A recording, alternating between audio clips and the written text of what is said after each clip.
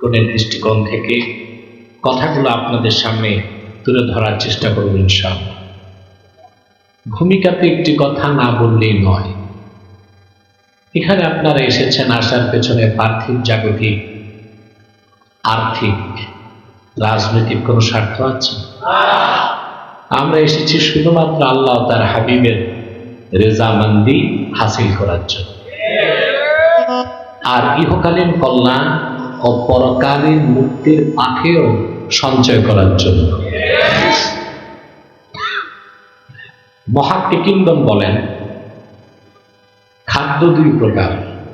কয় প্রকার? আম্মাল গিযাউ ফাহুয়া নাওআন, গিযাউন তাকুমু বিহিল আবদান ওয়া গিযাউন তাকুমু বিহিল আরওয়াহ। এক প্রকার খাদ্য যা খেলে স্বাস্থ্য ঠিক থাকে, না খেলে ক্ষুধা লাগে, দেরি করলে মানুষ মরে যায়।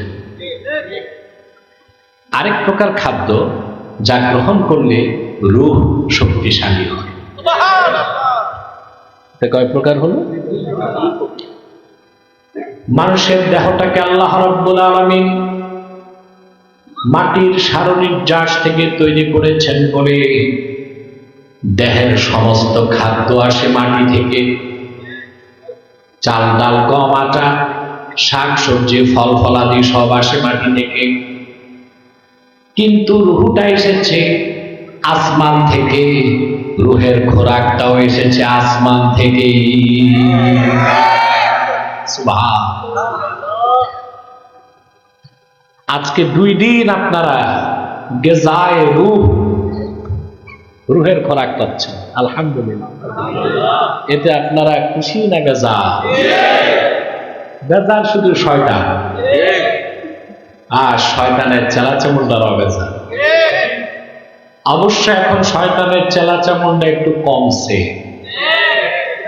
এই যে কাউন্সিলর ইকবাল সাহেব বলছে না, কমছে তো। কমছে বোঝা যায় কেমনে? এখন আর মাহফিলে বাধা নাই, আগে বাধা ছিল। গানের কনসার্ট, ডিজে পার্টি, বৈশাখী মেলা, 31st নাইটে অনুমতি লাগতো না। তাফসীরুল কোরআন মাহফিল নাম শুনলে ওদের কলিজায় আগুন জ্বলত। শর্ত দিত 34টা। কতটা? ভাবতো বিরক্ত হয়ে মানুষ কোরআনের মাহফিল বন্ধ করে দিত। ওরা জানতো না এদেশের যুবকরা কোরআনের জন্য রক্ত দিতে জানে। হাজারো শর্ত দিয়া কোরআনের মাহফিল বন্ধ করা যায় না। পারছে? ওরাই তো নাই, আমরা আছি। ওদেরকে এখন খুঁজতে দূরবীন লাগে, ঠিক না? আল্লাহ সুবহানাহু ওয়া তাআলা আপনাদেরকে যে সুযোগ দিয়েছেন কোরআন কারীম শোনা, এতে আপনারা খুশি না বেজার? বেশি না কম? একটু পরে 2 দিনের বিদায় মোনাজাত। শয়তান কিন্তু চায় না আপনি মোনাজাত করে যান। শয়তান ওয়াসওয়াসা দিয়ে উঠাবার চেষ্টা করবে। আমরা ন্যাক নিয়ত করে শয়তানের নাপাক গালে একটা চপেটা ঘাত করতে চাই। আমরা নিয়ত করছি কিছুক্ষণ পরে আজকের মোনাজাত করে গুনাহ মাফ করে নিষ্পাপ বেহেশতি আল্লাহওয়ালা হয়ে বাড়ি যেতে চাই। কারা কারা হাত তুলে আল্লাহ তাআলা বলেন?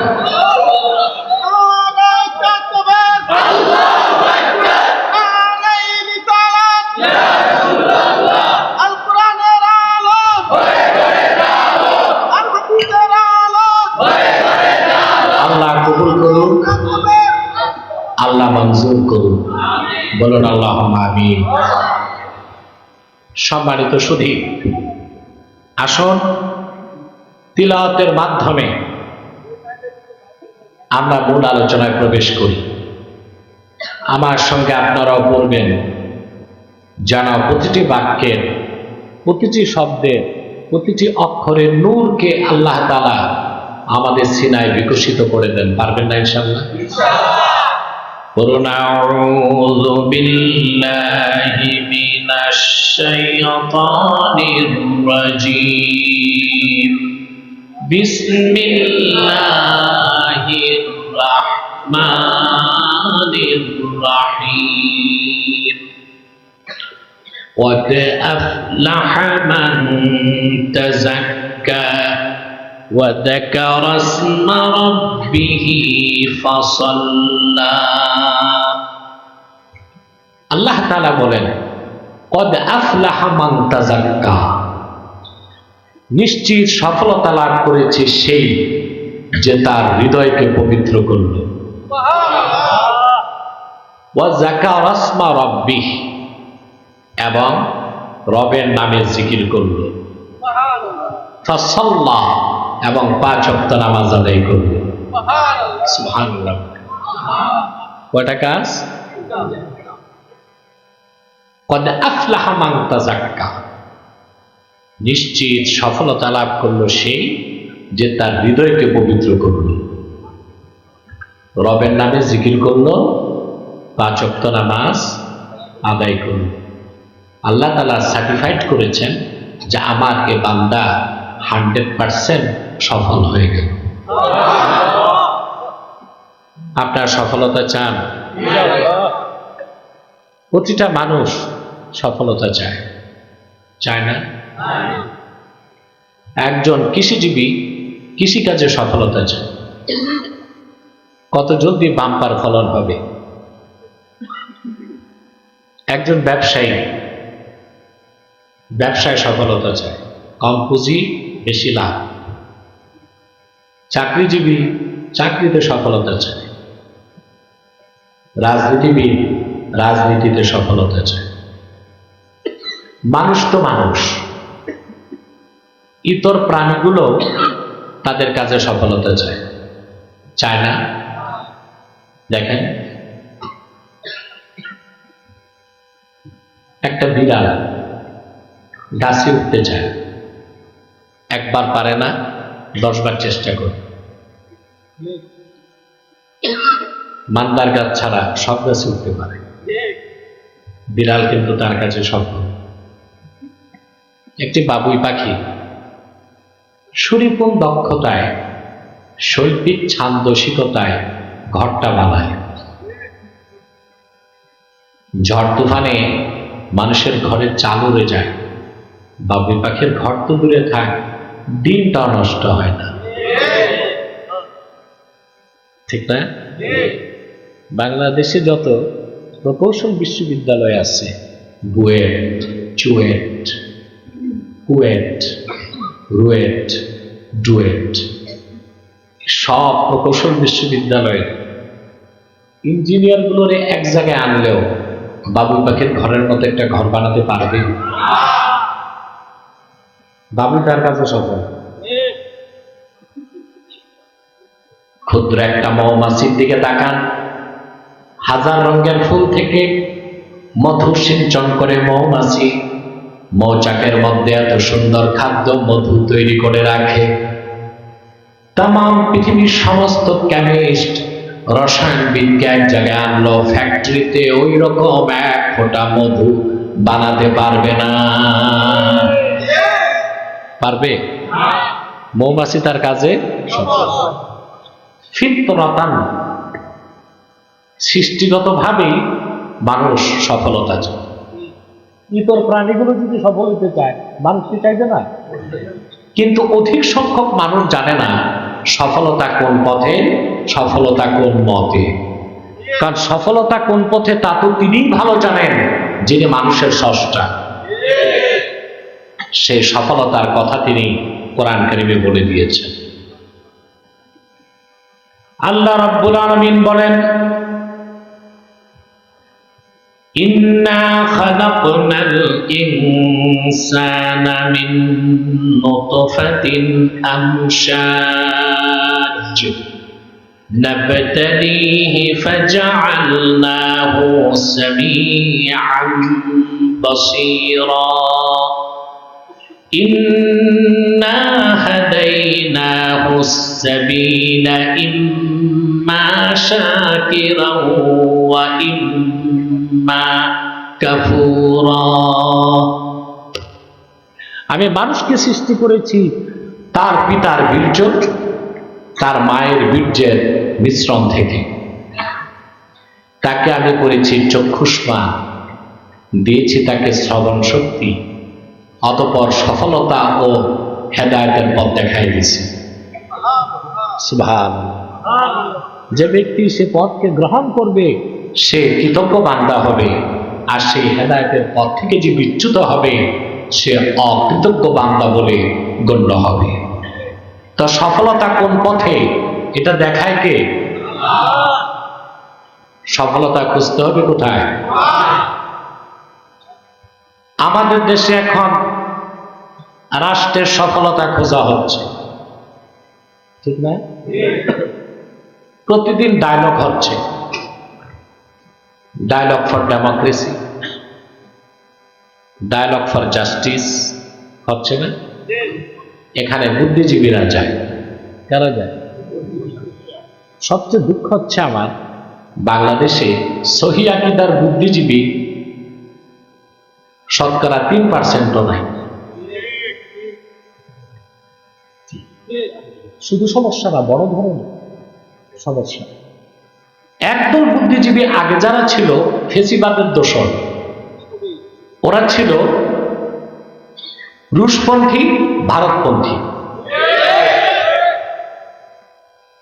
এখন আবার বিপ্লব পরবর্তী দেশ গঠনে যারা বুদ্ধি খয়রাত করতেছে, কি করতেছে? বুদ্ধি খয়রাত দিতেছে আমাদেরকে। এরা হচ্ছে মার্কিনপন্থী, পাকিস্তানপন্থী। কোন এক পক্ষ বাংলাদেশে ইসলামী হুকুমত প্রতিষ্ঠিত হোক এটা চায় না। যে কারণে বাংলাদেশে যারা ইসলামী রাজনীতির ব্যানারে আন্দোলন করতেছে তারা এখন আর ইসলামী রাষ্ট্র বানাবো বলতেছে না, তারা বলতেছে কল্যাণ রাষ্ট্র বানাবো। কি বলতেছে? এখানে আছে বড় ধরনের ফাঁকিবাজি। যারা রাজনীতি করতেছে, বিএনপি রাজনীতি করতেছে, অন্যান্য রাজনৈতিক দল আছে, সবাই তো বলে কল্যাণ রাষ্ট্র বানাবো। কেউ অকল্যাণ রাষ্ট্র বানাবে বলে? তাহলে তাদের মধ্যে আর ইসলামপন্থীর মধ্যে পার্থক্য করি। এখন সমাজ বড় না রাষ্ট্র বড় প্রশ্ন আসে না? আর রাষ্ট্রবিজ্ঞানীগণ বলেন state society is great than state. রাষ্ট্র থেকে সমাজ বড়। আমরা যদি একটা ইসলামী সমাজ বানাই দিয়ে যেতে পারি বাংলাদেশকে, আগামী প্রজন্ম ইসলামী রাষ্ট্র বানায় ফেলবে। সেজন্য বুদ্ধি লাগবে, কি লাগবে? প্রজ্ঞা লাগবে, জ্ঞান লাগবে, ইউনিটি লাগবে, তারপর লাগাইতে হবে। কিন্তু স্টেজে উঠে হ্যান কারেঙ্গা ত্যান কারেঙ্গা, নির্বাচনের সময় কোনো ভোটই নেই, তাহলে ফায়দা তো অন্যরা নিবে, ঠিক না? আসল যে কথাগুলো বলছিলাম, এখন এই বুদ্ধিজীবীরা সফলতা কোথায় খোঁজে?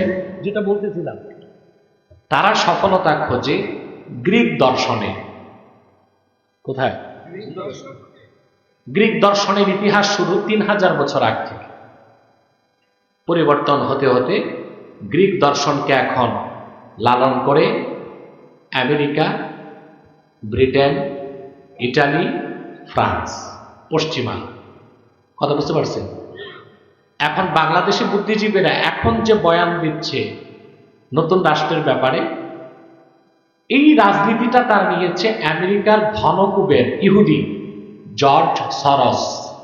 তার থেকে জর্জ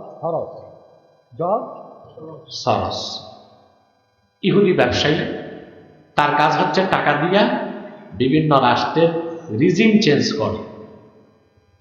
শুধু এলজিবিটি সমকামিতাকে প্রতিষ্ঠিত করতে সে পৃথিবীর 12টা বিশ্ববিদ্যালয়কে $1 বিলিয়ন দিয়েছে, 12,000 কোটি টাকা। শুনলে দুঃখ পাবেন, সে 12টা বিশ্ববিদ্যালয়ের একটা হচ্ছে ব্রাক বিশ্ববিদ্যালয়। কোনটা? অতএব বাংলাদেশ যে কোন দিকে যাচ্ছে কিছুটা আমি আপনাদেরকে ধারণা দিলাম। এর চেয়ে বেশি বললে সাধারণ জনগণ বুঝবে না, তারা ভাববে হুজুরের বোধহয় মাথা হ্যাং হয়ে যাচ্ছে। কথা বলে সহজ সরল মানুষ তো এগুলো বুঝবে না, তো তাত্ত্বিক কথা বুঝবে। আপনারা যারা একটু রাজনীতি চর্চা করেন, আমার আলেম ভাইরা আছেন, তাদেরকে একটু আমি হিন্স দিলাম। তাহলে ভাইরা, মুসলমান সফলতা কোনো তন্ত্রমন্ত্রে খুঁজবে না, দর্শনে, বিজ্ঞানে, কোনো ইজামে, মানব রচিত কোনো আদর্শে মুসলমান সফলতা খুঁজবে না। না, যা তার সফলতার পথ দেখায় আল কোরআন। ব্যক্তি জীবন, সমাজ জীবন, রাষ্ট্র জীবনে কাঙ্ক্ষিত সফলতার জন্য আল্লাহ তাআলা কাজ দিয়েছেন মাত্র 3টা। কয়টা? শুনতেছেন? ঘুমাচ্ছেন না তো? একটু টেস্ট করি। এটা এটা এটা এখন বন্ধ রাখেন, যখন